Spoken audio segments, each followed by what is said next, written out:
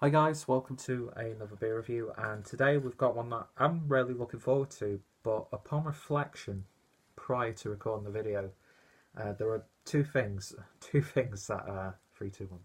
There are two things that would be working against this beer. The first is the temperature. It is pretty much straight out the fridge, but I'm due to be doing a hangout in a few minutes, and I wanted to get this beer reviewed, so I'm doing the review now, obviously, even though I've got like cans that I can just use and beers that I can drink at room temperature and not worry about that sort of thing.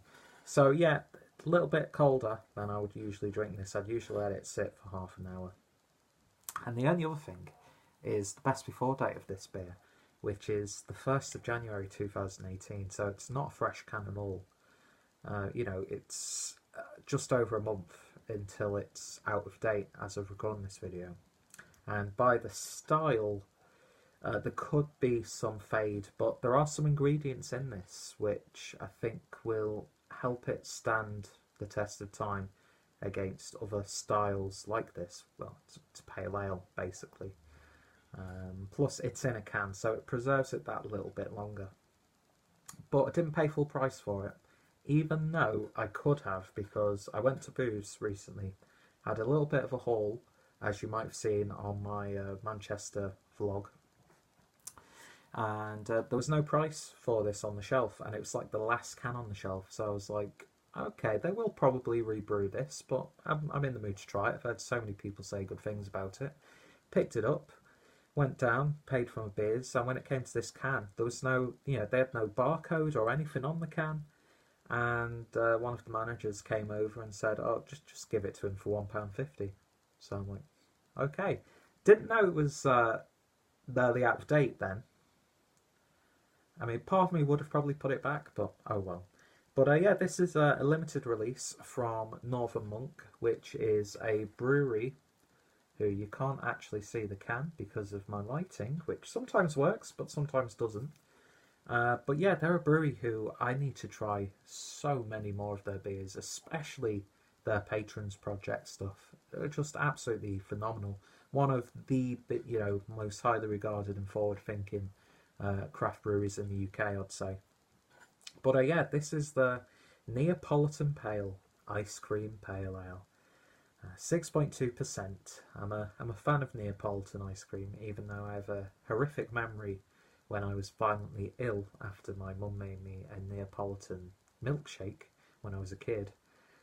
Yeah, I drank it. I think I drank it just too fast, to be honest, and I just vomited absolutely everywhere. So yeah, I heard so many great things about this. I think Rob from Hopzine has reviewed this one, and I think he had quite a lot of good things to say about it. But yeah, this is brewed in collaboration, I believe, with York Cocoa House. And I'm not sure whose logo that is, even if you could see it in this resolution. So it might be brewed in collaboration with someone else, but I always put the information in the description box and the title because I like to credit the non-breweries who collaborate and provide the ingredients for some of these beers, because they're artisan companies themselves, and any promotion is good promotion, even though I only get like a handful of people watch my videos at a time. But yeah, so Neapolitan Pale Ale sounds fantastic, doesn't it? So ingredients are malt, hops, wheat, yeast, lactose, vanilla pods, strawberries, 35% milk chocolate, which is sugar, cocoa butter, corn flour, and cocoa mass, whole milk powder, emulsifier, and soya licacin. I'm not too sure what that is, but yeah, quite an intriguing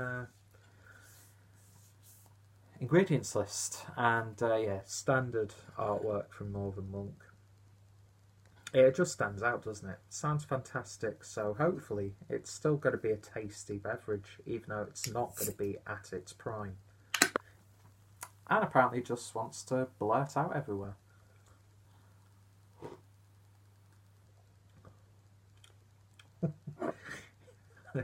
Yeah, let's just get this beer poured. That was an interesting little taste.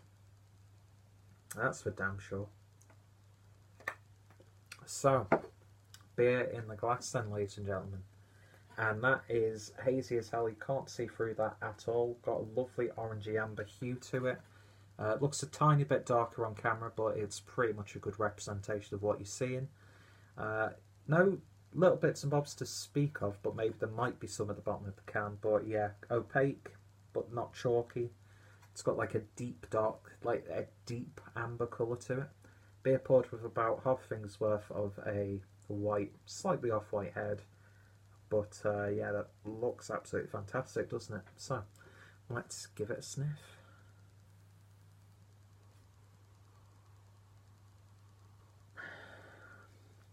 To me, it doesn't smell like Neapolitan ice cream, okay? To me, it smells more like the ice creams that have got like the ice lolly around it, which I've never been a fan of. I'd rather just have like the ice cream for like chocolate and stuff.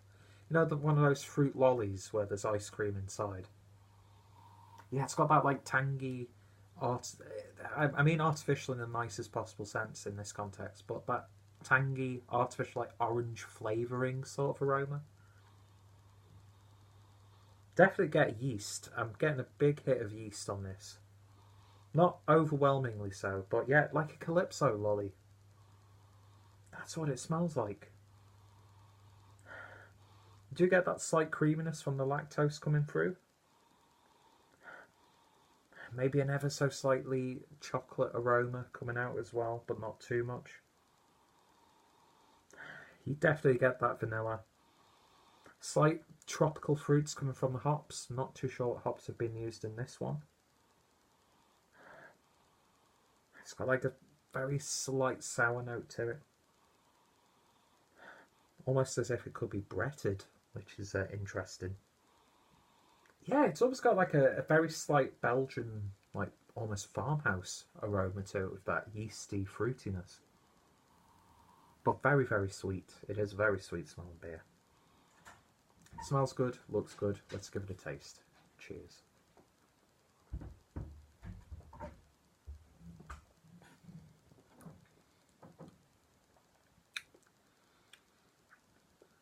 It's just so intriguing. It's just a really intriguing beer, first and foremost.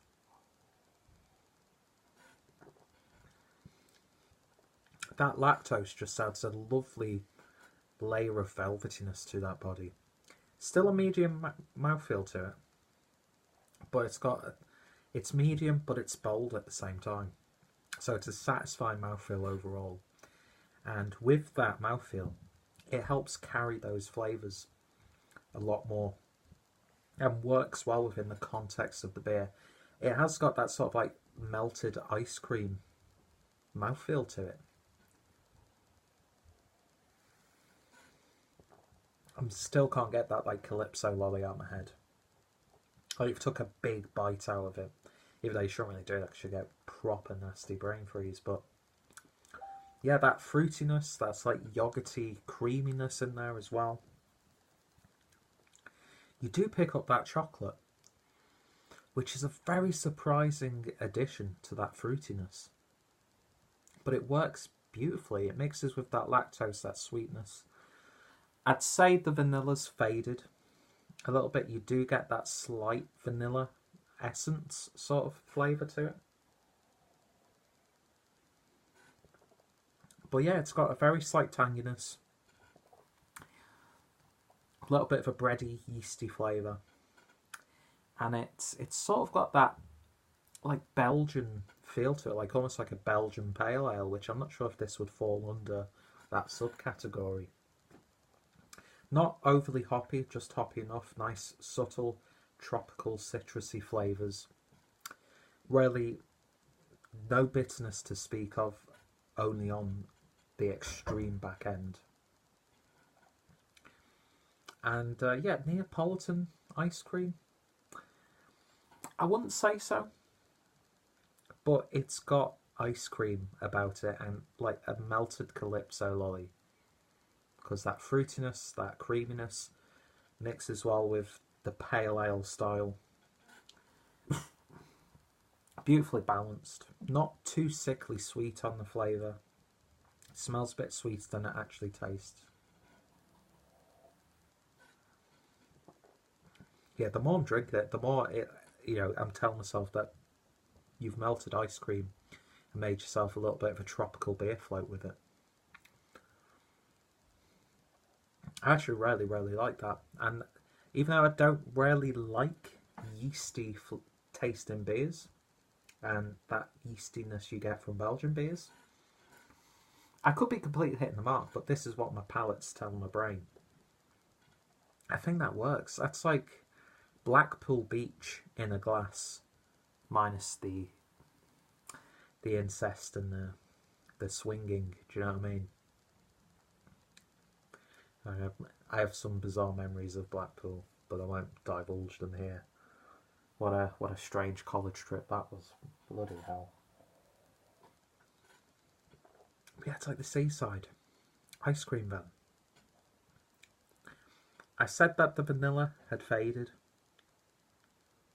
but the more I'm drinking it and the more the beer's cooling down slightly, the more you're getting vanilla ice cream. And it just works really, really nicely. If this is what the beer tastes like now, coming towards the end of its shelf life, I shudder to think what this tasted like when it was a lot fresher. Maybe age could sort of help this beer.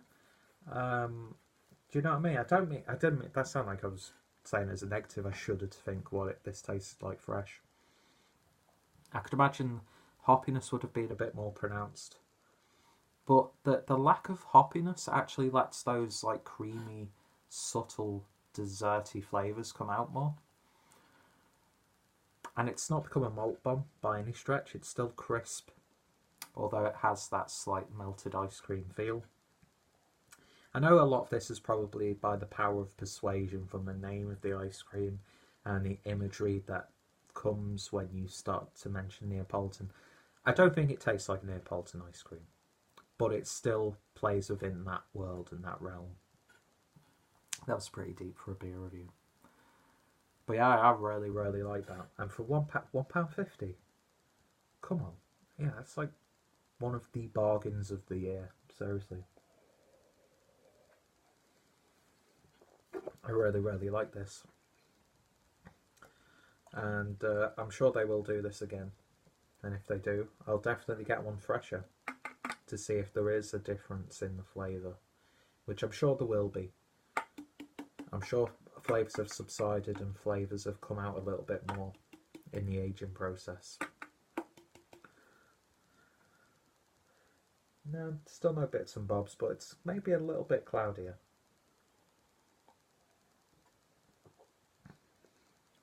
That's a lot more. That is like, oh my God. I could just go on and on about how this beer is changing right now, but I won't do because it's at 13 minutes. Vanilla ice cream now. Vanilla ice cream with a little bit of fruit and a breadiness, and it all works really, really nicely. It's not a perfect beer, and I don't think I could give it a 10 out of 10 because it's not fresh. I'd need to know what it tastes like fresh so I could give it a 10 out of 10. I mean, just drinking it now, I can't pick out any faults. There's no off flavours. It's got a really satisfying body, and that body carries those flavours and nuances really, really nicely. It's quite robust for a pale ale as well. A little bit sticky now on the lips. Memories of Blackpool come flooding in again. They weren't happy memories. But anyway, we won't go into that. Yeah, I think this is an absolutely lovely beer. Perfect summer beer. Yeah, you sat on the beach. It doesn't have to be Blackpool. No, seriously, it does not have to be Blackpool. Not that I've got anything against. If any of my viewers are from Blackpool, I spent many a year. Well, not a year. Didn't actually spend a year in Blackpool, but I've been to Blackpool plenty of times. I used to absolutely adore the illuminations. It's sad how it's not the grand spectacle that it used to be. Blackpool Tower, fantastic place. You get a load of great comedians and a load of shows going through Blackpool. and I think there is some sort of regeneration going on. But I've seen some weird things in Blackpool, man. Really weird things. Yeah, you fought Vietnam? No, I'm joking. I won't cross that line. Anyway, back onto the beer. In terms of a rating then, on the Neapolitan Pale, I'm going to give that a very solid 8.5 out of 10. And again, for £1.50. You know, I'd take the rest of the stock if it was £1.50 each. So drinkable. Alcohol is really balanced. It's so drinkable, even though it's got these dairy-like flavours and ice cream and fruitiness. And there is that, I can't stress that although there is a synthetic edge to it, which has come about from the natural ingredients that are in there, it works well. And the fact that they've even come close to replicating an ice cream in beer form, you know, it's an achievement in itself. And Northern Monk, from the beers I've had, they deserve all the praise that they get. And I've done them a severe injustice by not reviewing more of their beers, but that will change. And if they do release this again, you can expect me to do another review of it, because I really, really like that. Yeah, so 8.5 out of 10. If you've tried it, or if you've tried previous incarnations of it, because I don't think this was just a one-time release. I think they've brewed it a few times. Could be wrong. Please feel free to correct me. Let me know your thoughts and opinions on the beer. Are you a fan of Northern Monk? Give me some of your favourite Northern Monk beers or any recommendations. If any of my friends and fellow beer tubers have reviewed it, because I know for a fact that Rob has, so his link is going to be down below. Check out his review for a much more condensed, and actually he's a guy who knows what he's talking about, let's be honest. But I think a few of my other friends have reviewed this one. Check out Northern Monk. Check out, I don't think I've got enough videos to warrant a playlist, but if I have, the Northern Monk playlist will be down below. Definitely check out my craft can playlist, and of course my pale ale playlist. And the most important thing of all is I hope you join me next time and share another beer with me, because I'm very lonely and sad. But I've got ice cream now, and that always helps. It definitely helps women anyway. Anyway, let's not talk about sexism. Let's get this video done. You know I talk shit. You know I don't mean it. Thank you guys for watching, and girls. And I shall hopefully see you all later, if you haven't already unsubscribed from me.